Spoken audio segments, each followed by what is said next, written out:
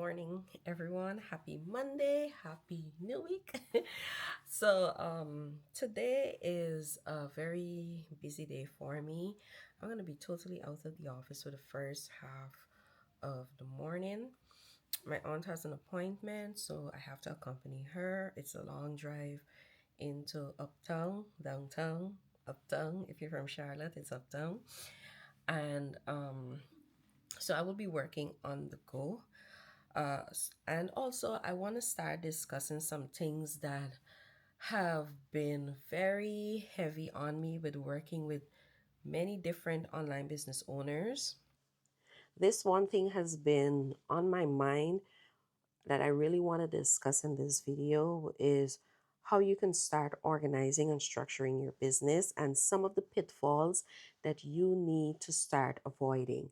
I know that most of us started business out of passion, out of building legacy, out of the pandemic. Some of us was pre-pandemic. And so is a lot of not only misinformation, but there wasn't too much of guidance as it relates to how we should structure and organize our business. And as a systems and automations expert, this is one of the things that come up very, very often when I'm doing strategy calls with my clients. So I'm going to take you through the day and the days to come. And I'm going to be sharing with you some of the things that you need to avoid, whether you're now starting in business or you have started but you don't have it all together on the back end. I'm going to share some insightful tips on how you can start organizing your business and structuring your business for the long haul. And so let's get this day started. Okay, so in the past 4 years, I think this year would have made it 5 years since I have literally started my business. It was in June. I did not remember anything in June. It's now occurring to me, it's the fifth year. But talking with a lot of online business owners, helping them to get organized on the back end of their business, implementing systems, coming up with um, customer experiences and creating experiences for their businesses and their customers. There were some common threads that I have come to realize that a lot of business owners do not really take into consideration with regards to how they organize and structure their business. One of the things that I've come to realize is that two things are very prevalent that happened in the last 4 years. A lot of people started a business out of necessity. They started a business during the pandemic. They started a business because they wanted another stream of income. Though we already have quite a lot of information that is readily available to the tips of our fingers or at the tap of a finger, we have not really taken time to do the diligence of research. And as a business owner, one of the things that you need to start cultivating and practicing is learning how to do research and also becoming informed about information regarding your business. Registering your business, registering it as a LLC, getting your EIN number. I know there was a time when that information was in your face on social media. But after the registration, there are other key elements that needed to be in place. And a lot of us, as business owners, did not know because we had not taken the time to inform ourselves and do research. And then there is a flip side to it where business coaches, and I'm not coming for any business coach, but I have been in a coaching program, so I am speaking from experience. But some business coaches did not touch on the fundamentals of business organization and business structure. Okay. So I wanted to continue the conversation that I was having. This is hours later about business coaches not teaching the fundamental principles of business organization and business structure. I have spoken to so many online business owners, and before they even sign up with me to work with me to implement and organize the back end of their business, one of the key questions I always ask them is, what does your internal structure look like on the back end? And surprisingly, majority of the answers are that there is no structure. We're just operating out of what was shared either on social media or what was shared from a group coaching program or a one-on-one coaching program. And then I ask myself the question, like, what do they really teach inside of coaching programs? And again, this is not to comfort anyone, but I do believe there needs to be some amount of fundamental principles when it comes to operating your business, whether it's in the online space or offline. And it is even more important when it's offline because you needed to have certain structures and certain things in place for you to operate logistically. Now, because we're in a digital space, I do believe people feel that there is no need to have business structure, there is no need to have organizational structure on the back end. There is no need for a lot of things that they think the a traditional business needs, but not because you don't have a physical location, or the same principle of business applies to online businesses as well. Well, good morning, everyone. Good morning. It's Thursday. It is a little after 7 a.m., but we are getting the day started. Yeah, I do have quite a lot of work to get done today. I'm blocking out from 9 a.m. to about 12 p.m. to get my client work done. I do have a few important client tasks that I need to complete today so my client is able to um, review it and finalize by tomorrow, being Friday. I am a morning person, and so I usually do most or the bulk of my work in the mornings. And so um, that's basically it. So I have literally block off time to get this client work done. And yeah, so I know this week I have been talking about how to structure and organize your business and all the things. And I really wanted to, like, I made some points where I want to talk about in today's video before I get my day fully started, and just share from a systems and automation perspective with regards to organizing your business. And so one of the things that I have to learn early on in my business is defining my working hours. I know a lot of us who come into entrepreneurship, we come with that understanding that we want to have flexibility with our time. We're not bogged down by the corporate time structure. And so having flexibility in our schedule to do the things that we want to do is one of the main or key ingredients to being an entrepreneur and having that freedom. With that, it comes with a level of responsibility on your end as the business owner, and also your responsibility to your clients, especially if you are a service provider. So, when I talk about organizing and having structure in your business, there's so many different areas that you need to have structure. And one of it is having defined working times.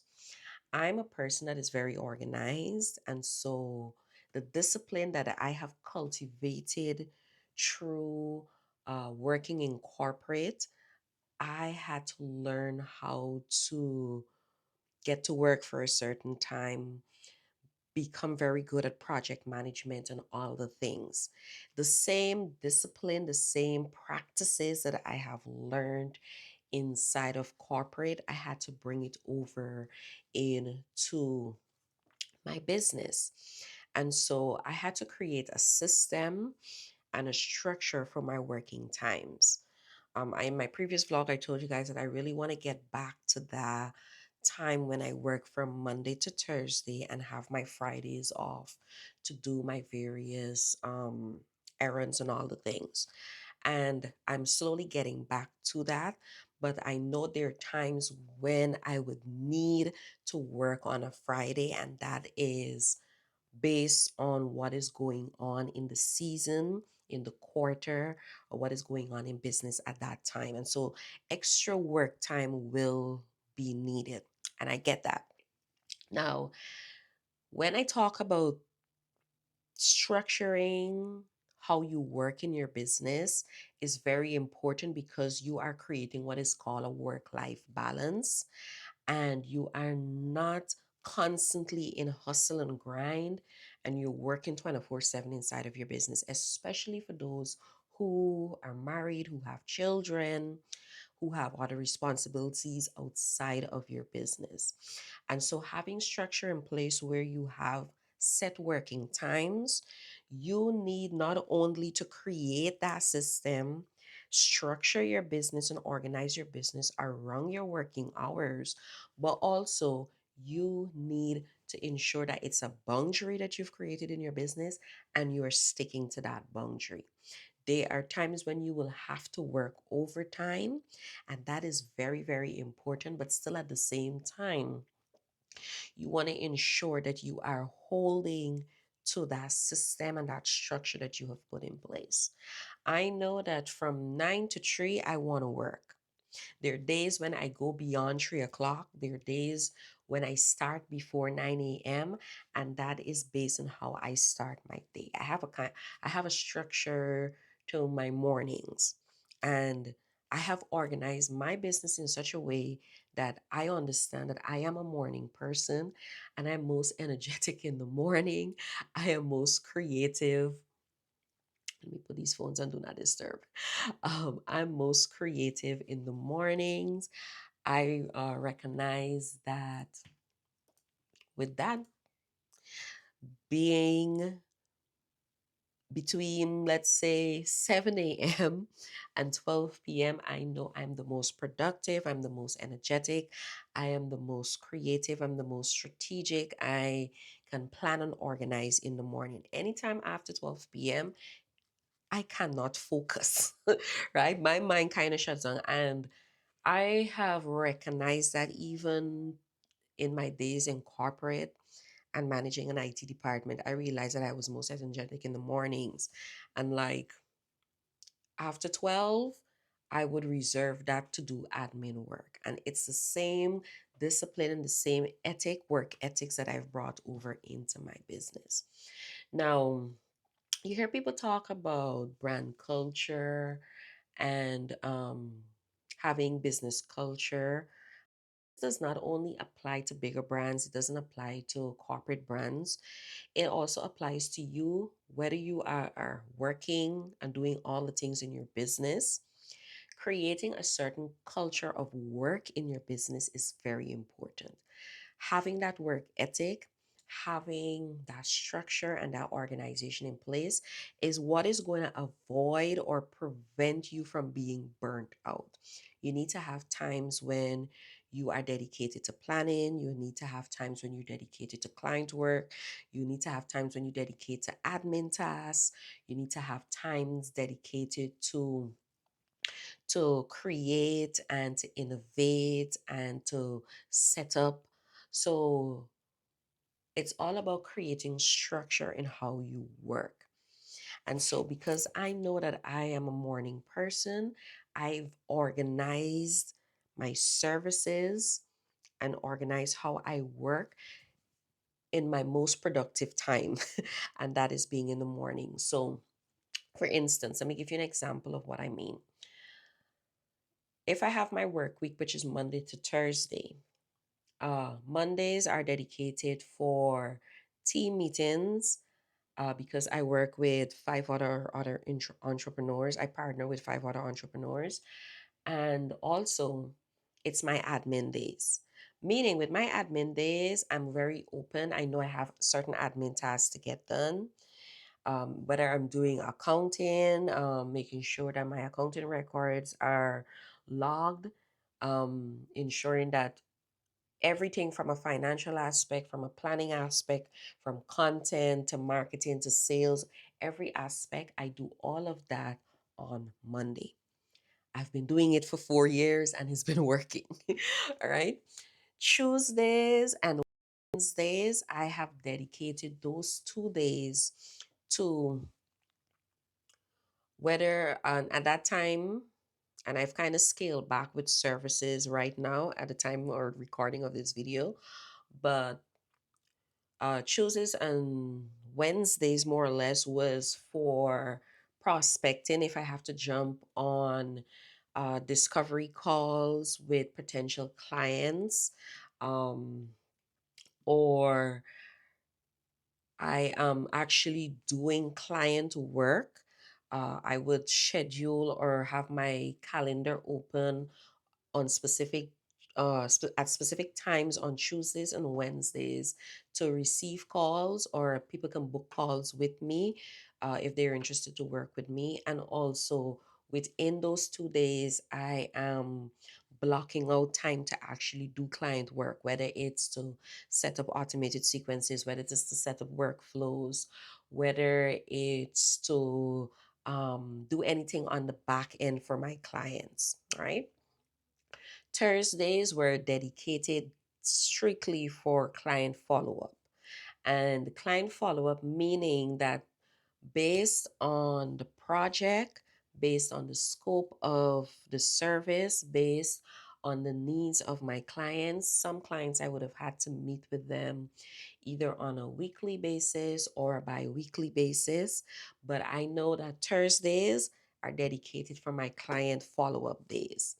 Now, again, based on it's a bit flexible because some clients may not be able to meet with me on Thursday because of their schedule. And so there was a flexibility on between Tuesday and Thursday. Again, I've created that system and I've organized my calendar and my services like that. And I've communicated that very clearly to my clients upfront. So they know Thursdays are for follow up, support, and all the things. But Tuesday and Wednesday is really dedicated to getting their projects done. And sometimes I have to reach out to them based on the project to get certain feedback or schedules to get them to come on a call and all those things. So creating that structure was very important for me. And even on the Thursdays when I'm doing following follow-ups, um, thankfully, the clients that I've worked with in the either a done for you service or a done with you service, I was able to get most of them to schedule those follow up calls in the mornings because, again, I know I'm a morning person. And so, all meetings, most of those meetings used to fall between 8 a.m. and 1 p.m. And those were my most productive times. And so, um, having that type of structure and level of organization on the back end for me as a service provider, as a business owner, somebody who has to serve other businesses, created a level of just bringing over that work discipline from corporate. But once you're able to do that in your business, you are bringing discipline with boundaries that you're setting through systems, through the way you structure your services. And it's also creating that discipline, work ethic, and culture inside of your business. Now, the reason why this would be important, and a lot of times as solo entrepreneurs or people who are doing everything by themselves, you start implementing these systems and you start or doing the organization and having those structures in place, not to be rigid, but I want you to think of it as if you're about to hire somebody in the next week. And so when you're in business, you're always planning 5 years from now, 10 years from now. When you're ready to bring on a team member, whether it's an assistant, whether it's a virtual assistant or an assistant in person, uh, whether it's somebody to help you with email marketing or somebody to help you with your systems or somebody to help you with customer support in your business, you want to already have that culture in place, that structure, that organization in place, that when you bring in people into your business and into your brand, they can fall into that discipline on work ethic that you have exhibit or you have shown when you are working. I always say this. um, if you are disorganized and you're working in chaos and you try to bring in an assistant to help you, they're going to highlight your chaos. They're going to highlight your disorganization. It will be more frustrating for them to function in their capacity because you did not take the time to organize and structure your business while you were working on your own. And so when I'm looking at organizing a business on the back end, I'm thinking long term when you're ready to bring in a team member. And so one of the things I am very particular with is ensuring that you're not only putting these structures in place, you're not only putting these systems in place and creating these boundaries. It's not only it's beneficial for you, not so that you don't become burnt out, but also it is a culture that you're actually creating inside of your business of being organized and being structured. And also, you have to learn how to communicate that effectively to your clients. And one of the pet peeves, and I could go on and on and on, and I will continue this conversation in various vlogs as we go forward. But one of the things that is like a pet peeve to me is, yes, we are starting out, but you need to start as you're organizing and as you're structuring, you need to learn how to separate personal and business. And so I know it's difficult, but by organizing and structuring your business on the back end and from an operational perspective, you will find that yes, if my cutoff point is 5 p.m., I know I have from 5 p.m. to the maybe 10 p.m. to really spend time with family, do things, your self care, unwind, and kind of wind down so you can rest. I do not subscribe to the hustle culture. I don't encourage no entrepreneur to subscribe to hustle culture because you will get burnt out. So I wanted to show you one of my tools or software that I use to manage like projects and more or less stay a bit organized on the back end. There are many different tools that I use, but this has been one of the recent ones in the last year that has been very good, simple, and it's to the point. So this is called Milanote, and it gives you the option to um, like organize your projects and so forth. And so I do have a ton of boards, and I'm not going to go into too much of it, but there are a ton of boards where I just organize like my thoughts, my ideas. I do have my client and projects boards here. And inside of those boards have other boards. And basically, this is how I organize and I keep track of all the other things.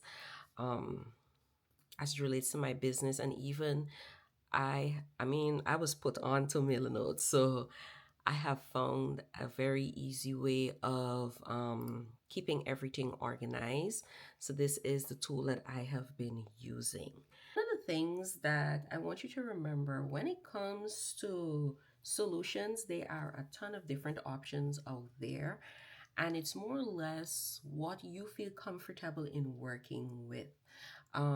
There are some recommended solutions that I recommend to my clients, and more or less, I have created, or like Milanote, for example, One of my clients, she has never heard about MailerNote, but I have worked with her on several projects and I have used two project management solutions since she has started working with me.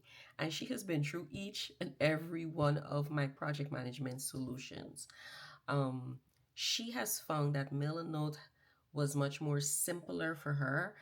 She felt I was using Asana. The last time I was using Asana, she said she felt a bit overwhelmed. And for me, I am very technical, so certain platforms and certain solutions, it really doesn't matter to me if the interface is intimidating or whatever. I know how to maneuver around to get in, do what I need to get done. But when it comes to the client facing aspect of it and the client needs to come in to those solutions so they can keep up with the projects, here is where the problem comes in for a lot of service providers, especially virtual assistants and so forth, is when you're choosing solutions to manage projects specifically, you always want to ensure that you're keeping at the top of your mind that your client has to get into that solution to also be a part of the project, to get updates and all the things and communication and all the things. And so the simpler and most effective solution would be your best friend and not the overcomplicated stuff that makes them feel overwhelmed. And so, since I have been using MailerNote, it's not only simplified my work process, but also I find that with my clients, it was easier for them to work along with me and like provide certain essential assets that I needed because it was a simple platform. It was easy for them to navigate and it did not feel overwhelming. And so I also created a structure of this is the board that you need to place this in, this is where you need to put this in. And it was very easy for them to navigate. So these are some of the things that you need to keep in mind as you're organizing and structuring your business is yes, solutions to let your business run, but if you are a service provider and you have to work with other business owners, looking at how you're going to communicate your project, how you guys are going to communicate, and the solutions that you choose, it's not overwhelming for them and it's a simple interface that they can easily navigate with you as you're working along with them and all the things. So